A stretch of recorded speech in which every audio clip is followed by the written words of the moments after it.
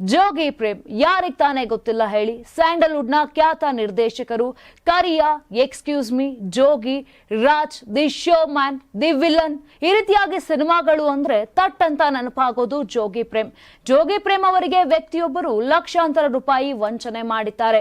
2 ಎಮ್ಮೆ ಕೊಡುವುದಾಗಿ ಹೇಳಿ ಲಕ್ಷ ಹಣ ತೆಗೆದುಕೊಂಡು ಪರಾರಿಯಾಗಿದ್ದಾರೆ. ಈ ಮೋಸಕ್ಕೆ ಪ್ರೇಮ್ ಅವರು ತಮ್ಮ ಮ್ಯಾನೇಜರ್ ಮೂಲಕ ದೂರು ದಾಖಲು ಮಾಡಿದ್ದಾರೆ. ಇತ್ತ ಪ್ರೇಮ್ ಅವರು ಹೈನುಗಾರಿಕೆ ಮಾಡಲು 2 ಎಮ್ಮೆ ಖರೀದಿ ಮಾಡಲು ಮುಂದಾಗಿದ್ದಾರೆ.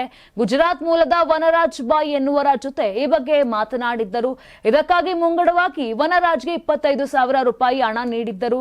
ಇದಾದ ಮೇಲೆ ವಾಟ್ಸ್ಆಪ್ ಮೂಲಕ 2 ಎಮ್ಮೆಗಳ ವಿಡಿಯೋಗಳನ್ನ ವನರಾಜ್ ಕಳಿಸಿದ್ರಂತೆ.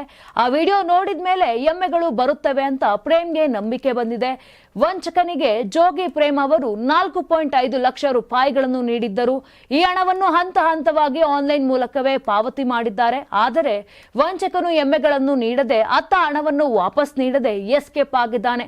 1 ವಾರದಲ್ಲಿ ಎಮ್ಮೆ ತಂದು ಕೊಡುತ್ತೇನೆ ಎಂದವನು ದುಡ್ಡು ತೆಗೆದುಕೊಂಡು ಪರಾರಿಯಾಗಿದ್ದಾನೆ. ಇನ್ನು ಎಮ್ಮೆ ನೀಡದಿದ್ದಕ್ಕೆ ಪ್ರೇಮ್ ಅವರು ತಮ್ಮ ಆಪ್ತರಲ್ಲಿ ಒಬ್ಬರನ್ನ ಆ ವ್ಯಕ್ತಿಯ ವಿಳಾಸದ ಪರಿಶೀಲನೆಗೆ ಕಳುಹಿಸಿದ್ದರು.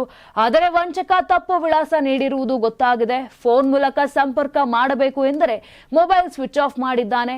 ಹೀಗಾಗಿ ಎಮ್ಮೆಗಳನ್ನ ನೀಡದೆ ವಂಚಿಸಿದವನ ವಿರುದ್ಧ ಪ್ರೇಮ್ ಅವರು ತಮ್ಮ ಮ್ಯಾನೇಜರ್ ಕಮ್ ನಟ ದಶಾವತಾರ ಚಂದ್ರು ಅವರ ಮೂಲಕ ಚಂದ್ರ ಲೇಔಟ್ ಪೊಲೀಸ್ ಠಾಣೆಯಲ್ಲಿ ದೂರು ದಾಖಲು ಮಾಡಿದ್ದಾರೆ. ನಾನು 86 ಕೆಜಿ ಇದ್ದವಳು 71 ಕೆಜಿ ಬಂದಿದ್ದೀನಿ. ವಯಸ್ಸಾದ್ಮೇಲೆ ಸ್ಮಾರ್ಟ್ ಆಗಿ ಕಾಣ್ತೀರಾ ಅಂದ್ರೆ ಜಿನ್ನಿ. 126 ಕೆಜಿ ವೇಟ್ ಇದೆ. ನಾವು ಈಗ 114 ಕೆಜಿ ಲೆಕ್ಕ ಬಂದಿದ್ದೀವಿ. ಯಾವುದೇ ಸೈಡ್ ಎಫೆಕ್ಟ್ ಆಗಿಲ್ಲ. 84ರಿಂದ 50 ಕೆಜಿ ಬಂದೆ. ಆಮೇಲೆ ಸಣ್ಣಗೆ ಫಿಟ್ ಆಗಿದ್ದೀನಿ. ಅದಕ್ಕೆ ನಾನು ಯೂಸ್ ಮಾಡ್ತಾ ಇರೋದು ಜೀನಿ ಸ್ಲಿಮ್.